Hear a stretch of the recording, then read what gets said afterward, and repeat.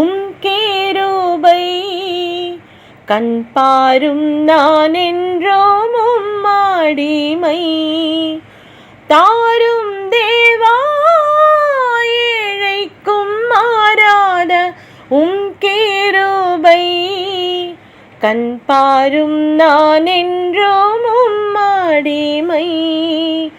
ஆனந்தமாய் இன்ப காணான் ஏகிடுவேன், தூய பிதாவின் முகம் தரிசிப்பேன்.